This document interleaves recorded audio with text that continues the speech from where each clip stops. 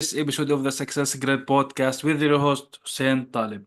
In this episode, I have with me Bill Miller to talk about how to have outside of the box innovation in business, how to have a network and how to do networking and software as service business. We are going to be talking about a lot of things in business and how important is having a network in business. So Bill is the CEO and co-founder of Start a Network, a community management and communication platform and app. Bill is a pioneer in several different disciplines, including martial arts and career fair industries. Bill is a big advocate for using power of professional networking to build businesses. Bill, I am so glad that you are joining me for this episode of the podcast. Welcome. Well, thank you. I appreciate you inviting me. Look very forward to it. Awesome to have you here with us. So, first of all, because this is the Success Secret podcast, I want to know throughout your years of work and career and business, what do you define success as? And what do you see or so people define success as or have certain misconceptions about success? Well, I think the average person out there thinks success is having the best job, making the most money. To me, it's about relationships, and my career kind of guides to that as well. But it's the quality relationships with God, with family, with friends. That's ultimately what's going to really determine your happiness, your success, the joy that you have in your life. So to me, it'd be quality relationships. Definitely, that's important. Like if I talk about that, I think, in my opinion, business is about skills, multiple kind of skills combined into one, and passion to solve problems. And the second thing is part of it is basically relationships, which is who you know and who knows you. And thirdly, it's about serving and helping other people, and you do that in multiple ways. But the main way to do it is by selling. So. From your years of experience, why do you think the most important thing is building relationships, especially in business? Is it about, for example, uh, going back, let's say forward quickly, is it about growing a business? Because if we don't have some kind of a relationship, we would fall short. Yeah, I mean, that's certainly part of it. But, bottom line, everything comes down to sales. And people buy from those that they know, love, and trust. And you have to put a commitment to putting the time in to really get to know somebody. It's very easy to know somebody on the surface, but to really get to know somebody where they know you care about them, that takes time and effort. It takes good listening skills. You have to really care to listen enough to find out what it is about that person that you feel like you can help, and ultimately they can help you succeed as well. Definitely. So, for example, in any business, there is some kind of a purpose or reason why we start certain businesses. So, what was your reasoning for starting, for example, start a network? Well, I had started a professional networking group, and it kind of grew out of innovation. We looked at how can we make networking groups better, and especially after COVID, everything went from in-person networking to basically not online networking. So we decided we wanted to merge the two, take the best from both and give a better experience to the members that join. So, for example, we found better ways to refer people. In a typical networking group, you say, "Hey, thank you, John. I got a lead from you," and ended up turning into a sale. How much more powerful if we not do that only to the people that are in the group, the 20 or so, but if all 20 people get on social media and say, "Hey, you really need to check out so-and-so's business. He just closed a sale here and did a great job." Now all of a sudden it has a possibility of touching thousands of people rather than 20, 30, 40, whatever you happen to have in your networking group. Mm, Definitely, that's very important. The more you have, the more impact it will happen. So, but throughout that, what let's say, what kind of problems did you face or obstacles in your way? Did you have anything that whether it's the platform, with the people you work with, certain things, maybe competition. Did you face any of these, or did you have some kind of a doubt specifically with that? Well, what I really wanted to do is make the experience better for the manager. I happened to manage this group and own it. So we wanted to find a really good way to be able to monetize it, number one, if for those that want to monetize their networking group. We wanted a better communication. So we meet once a week. Some groups meet once a quarter, but there's that downtime in between. And we really want to build strong relationships. So even during the downtime, we want to be communicating. So we have a communication app that allows you to group text or individual text. So if I'm collaborating with, let's say I'm the realtor and I want to collaborate with the mortgage lender and the title person, maybe even the inspector, I could start a group for the four of us and we can really collaborate. We can go out and do seminars together for investors and so forth. So that was one thing. And we also put a social feed on there for our groups. So with Start a Network, they could actually be on several different groups, and whatever button they click on, whichever group they're on, there's a social feed for that as well. There's a totally separate communication apparatus for it.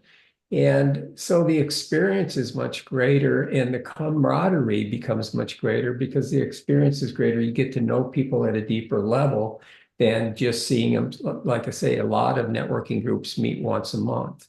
So if somebody's absent once 1 month, that means a minimum of 2 months are going to go by before you've gotten together in a networking environment. Although we meet once a week, it's still somebody goes on vacation, maybe 2, 3 weeks before you see each other. We want to keep that communication and going during that time as well. Definitely.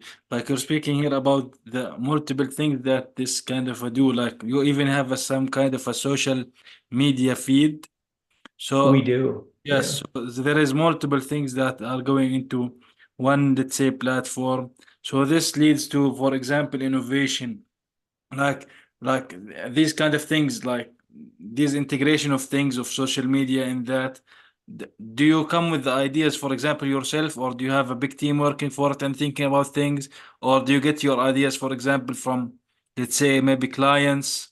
How do you look at these kind of ideas and apply them? And what do you think of the idea to action phase, let's say, time frame? Do you implement as quickly as possible, or do you take, let's say, time to implement your ideas? Those are all good questions.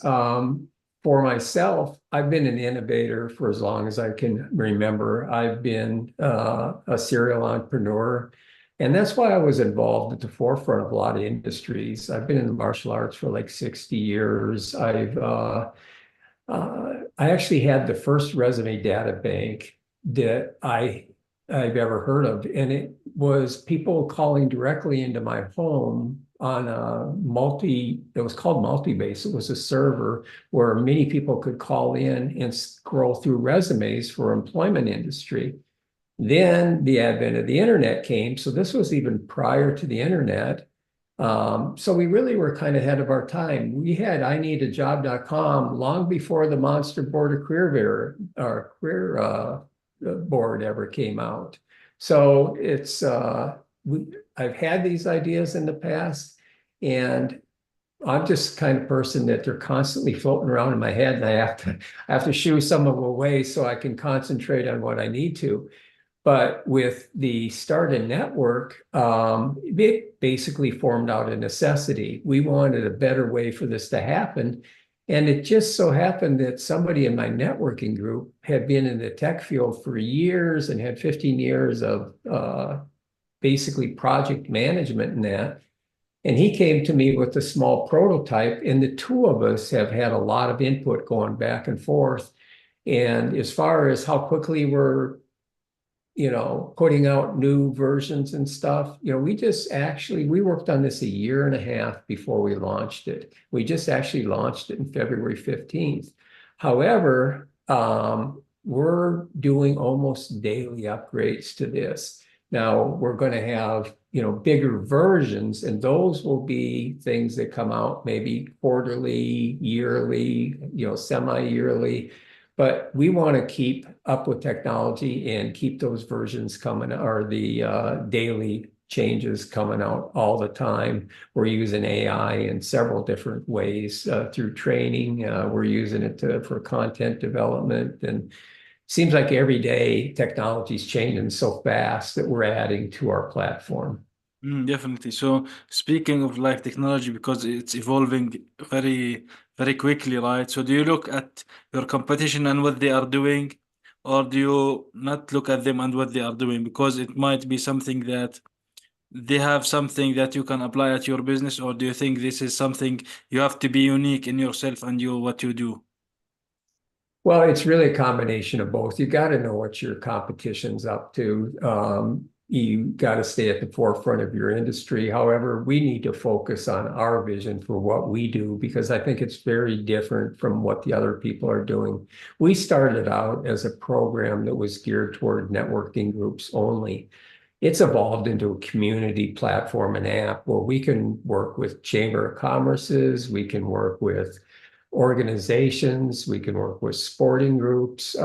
Really, there's no limit to the amount of businesses that could be developed just through using our platform and app.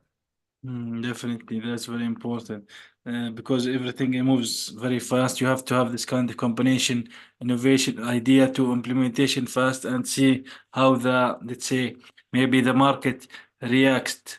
So, how would you think of testing? Like you talked about, you will need to focus, right, on certain things. So, if certain idea came into your head and you thought this could be a good thing for the this kind of thing, start a network or the app, how long would you test it to make sure that it's aligned with what you are doing? Or how long would you test it to think that this is not a good fit and we'll scrap it?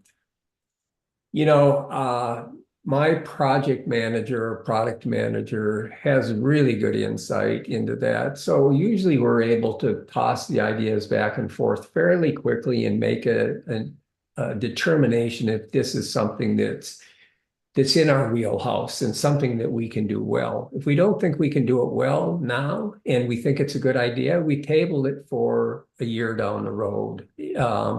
But if it's something that we feel like, hey, this can make an immediate boost and a positive impact on the clients that we have, we're going to try and implement it as quickly as we can. Definitely, because implementation is very important. So, but one question, why make, for example, an app? There is an app for it. Do you think now, because apps, we were talking about mobile devices, it's like crucial nowadays to have this kind of thing for almost anything to have an app on mobile devices because us as humans, a lot of us like now we have these kind of smartphones all the time, so we need to kind of maybe stay connected with social media or the community that we are like to be around. Right, right. And you're right. There's an app for almost everything. We're not the only community app out there, but we are very unique in a lot of ways. One of the big things is we have public-facing websites. So let's say somebody starts a big group. It's not just communication within that group, but it is a platform where even our members get profiles that get picked up by Google and so forth. So there's value to them, even if they're not coming to in-person meetings. There's value because of the exposure that they're getting through it. And then we have great ways of promoting and sharing each other's information through there. So it's although there's a lots of apps out there, we want to be unique. We don't want to be another communication app. That's why we added the social feed to it. And we really feel like it's got to keep that individual touch. If you're going to make community, you've got to have something that's going to be unique because we can communicate by thousands of different apps and devices. Definitely, definitely. There are a lot of them now. You can, Yeah. like, you probably, we have 10 of them and maybe using one or maybe two. So I think maybe the 20-80 rule applies. So like 80% for an app, 20% for the other, and the rest are almost not open, not used. So that's very, happens, I'm sure of, to everyone. So now, in regards, for example, to the part of opportunity, like in business, do you think it's, and we kind of touched on it a bit. So, from your experience and these years of experience in your business as an entrepreneur, how can someone find, let's say, maybe a certain opportunity or gap in the market? Or should, for example, if I look at what you do and your business, do you think that's a good opportunity and I can apply it to a certain level of a different community? So how we should, as a business owner, entrepreneurs, think about opportunities and how they come to us and how we can use them? It's a great question. Basically, again, I'm kind of innovative and I think outside the box, and I can't help but think of all the uses that could be done with this app. I've been in the martial arts, like I say, for many, many years, and I think of it even in that context. We're going to be rolling out in one of our next versions is the ability to segment things off so we can have hidden content in there too. So it'll allow for people that are teaching and so forth, whether they're teaching guitar or they're teaching a foreign language or whatever. I look at it in the martial arts, I could have a white belt level and I can gear towards membership. So whatever I teach, I can charge by membership level and I can give out different content to different membership levels. So I could do martial arts online. I could, have different membership level for white belt, the green belt, the brown belt, the black belt. I could do the same thing, beginning, advanced, intermediate in teaching a language, whether or a musical instrument. So it gives me so many opportunities. And then when I'm putting other people, networking with other people within it, they have the average chance, even as a member of the group, to have a profile on there and market their own school at the same time. So even though they're maybe coming to a self-defense seminar or something that I have online, they can have their own profile on there and market their own profile out there and get picked up by Google. So it's really something that we don't want to just help the owners in the network. We want to help the members because we have a program where it's kind of co-op. The owner pays for it, but the member pays. It's not a traditional app. It's a platform, just like, if I was going to buy, accounting software or whatever, they're going to have a mobile version to that too. And that's kind of what we are. We're a powerful platform, but we have a mobile version. So if they want to be a part of that network, they're going to share in it. They're going to pay maybe $50 a year for the entire year to have that. So it's something that we want to give back value back to them too, and not just the network owners. Definitely. So, and expanding on this opportunity thing for now, if someone as a new entrepreneur want to think like some people might think that everything is taken, all the opportunities are taken. If I start a business, I would do the same as other people. So if someone asks you this question, how, or what opportunities should I look for? How would you answer them? You just have to find something that sets you apart from your competition. It may be your years of experience. It may be that have a better accent in the language that you're speaking. It may be that you're higher educated, whatever it is, there's always going to be someone better than you at most things that you do in life. But you got to take the skills that you have and sell them and distinguish yourself from your competition. I mean, to me, there is so many opportunities out there, even though I know everybody thinks, hey, everything. I think that about music. I think, how can they write another song? Every tune there's only so many notes, But it's the same thing with business. The amount of businesses, that someone could create just out of our network is literally limitless. It's just changing and tweaking one thing. I mean, business coaches could use this product because one thing that I like about it is not only could somebody teach from there, but now we got a community that can interact about the teaching that's happened. They can text each other, they can use a social feed. So it's much different than most of your teaching apps. I think a lot of teachers are afraid that if I put something out there, somebody's going to steal it, or somebody's going to do this. To me, if you're good at what you do and you feel confident in what you do, then hey, if somebody steals it, it's kind of a compliment to you.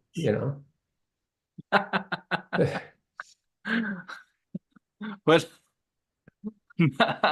maybe because like in general in this day and age, because we talked about everything is going fast, like you cannot. It's hard to track everything that's happening in online. Like there is too much noise, a lot of content, a lot of business, a lot of things. It's really hard to track everything, and especially things that are produced in this type of way, video or audio or maybe books or articles. They might be used from other people, which is like you mentioned. To me, it's fine, like because but it would be nice, for example, for example, have in the footer that originally by, for example. So, so that's Yeah, you definitely want to be original, but like you said, there's so much noise in there. It's hard to know all your competition and all the thing that's coming out there because you could spend all day long literally researching competition and new competition and what gadget they have that we don't have and so forth. So we got to just make the best experience we can for our customers and then keep an eye on our competition in case they're doing something, that's, really nice out there, then we might want to take that and compliment them for doing it. definitely, definitely. So, throughout the years of your career, what kind of the worst advice that someone gave you and you thought, I wish I did not do what they advised me to do? Boy, that's a good question. I think I've been my own worst enemy. It's not been other advice that other people have given me. It's been things that I thought would work well that I had to learn by necessity. I've gotten a lot of good advice over the years, but I can't think of any necessarily bad advice that just kind of threw me the wrong way. Mm, When in terms of good advice, I remember being in a business and I have 4 kids and I was running into daycare, kind of just running out because I was working till 1:30 in the morning. And so I saw this guy that I had done some work for before, and he was a business consultant. And I said, man, every time I see you, you're so relaxed and laid back. I wish I was like that. He said, what's your problem? I said, man, I'm working till 1:30 at night sometimes. He said, so what's the root of your problem? I said, well, I got more work than I can handle. He said, that's easy. Raise your price till you work. If you want to work 8 hours a day, raise your price till you got 8 hours of work. He said, or hire somebody. And it was kind of like, it was one of those moments you want to hit yourself upside of the head and think, that didn't take rocket science, but it was really good advice. And I think the second one is, yeah, I was in a networking environment with Zig Ziglar at one time, and he said, sales is a process you do for somebody, not to somebody. And I think that that changes your outlook in life, that you want to really go out there and help the person. That I'm selling you this, I want you to have benefits. This is something that I want to help you with. Ultimately, you've got to enjoy it or you're not going to refer it. So I've got to take care of my clients.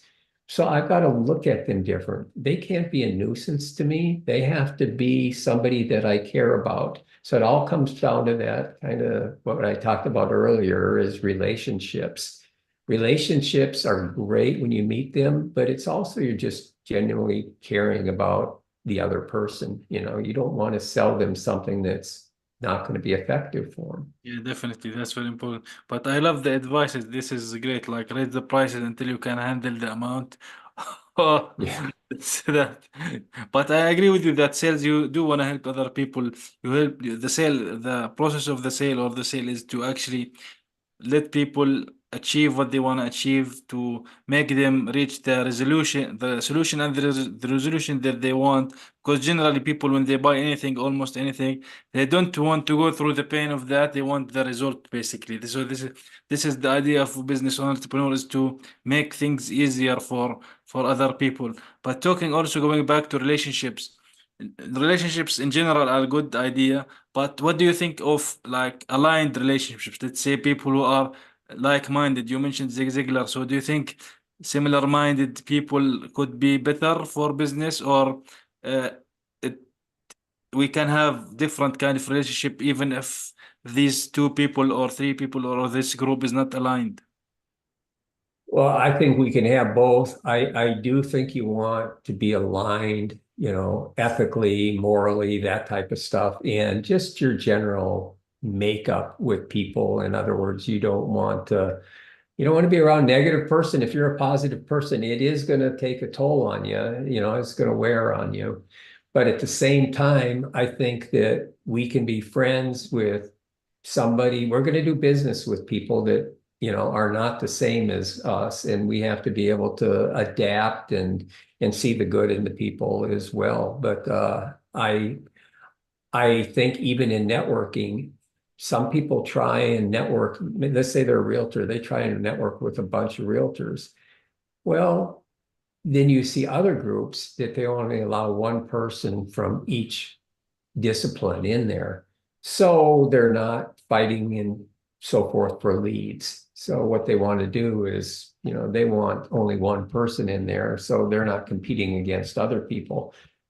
And I think both have their place, but I also think it's good to, network with your own people from your own industry because you learn from them.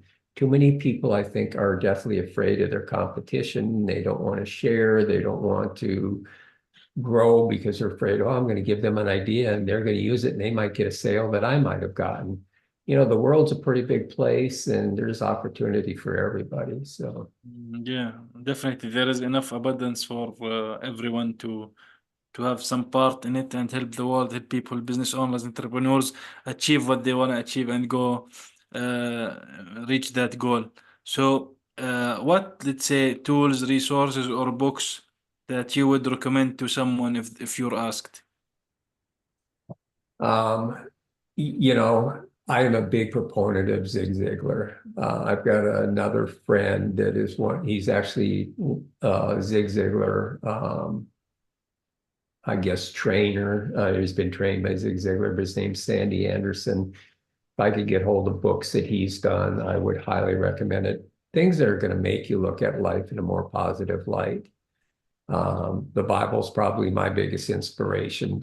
There's enough knowledge in there to last a lifetime. So it's, looking again for the positive. How can I learn from other people?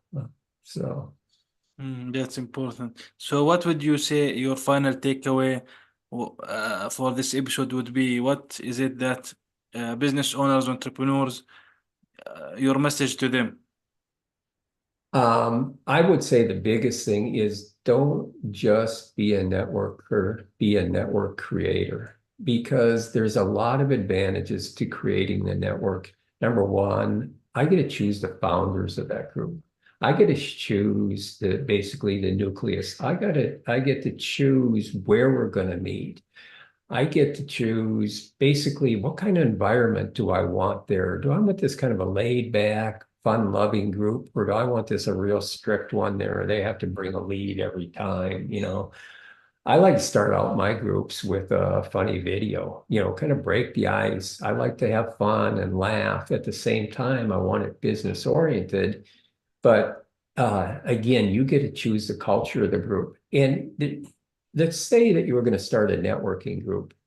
Yeah, you want to find people that have high integrity, people that you want to refer out. Because let's face it, if you don't refer, you're not going to get referred back. And you want to feel good because you're going to be dealing with friends that you love and trust. You don't want to refer out somebody that's going to do shoddy work. So align yourself with professionals, people that are positive, people are going to take good care of people because your own reputation is at stake. Definitely, that's very important. Well, Bill, where can people can learn more about you, get in touch with you, and see what you do? Well, the easiest way is to go to www.startanetwork.com. If they scroll down to the bottom of the page, I have a free ebook about creating networks, and it's like 38 pages. It's an easy read, but I think it's really important, like I said, for people to not just see themselves as a networker, but see themselves as a leader, see themselves as someone that people are attracted to and are able to start their own networking group. And it Mm, doesn't have to be a formal professional networking group. You're always networking. It's kind of like in sales, they say ABC, always be closing. I say always be networking because, it's just that's what life's about. yeah, I agree with you. Like, if you are always networking, you are will be always closing. So Yeah. people, Yeah. because they will trust you, that they will buy from you without even some maybe asking them to buy if you are offering them something. So that's a huge, and will actually refer other people to you without asking them to refer them to you. That's very important. Yeah. They'll know whatever you're involved in that based on your integrity or whatever, that is going to be something that they're going to be interested in. So, Yeah, definitely. Well, awesome. Bill, thank you very much for joining me for this episode of the podcast. Really insightful knowledge here, and you have an amazing experience throughout the years. And what you are building is amazing with Starter Network and the integration of multiple things in the same place, platform, and app. So, thank you very much for joining me on this episode. I appreciate it very much. It's my pleasure. Thank you.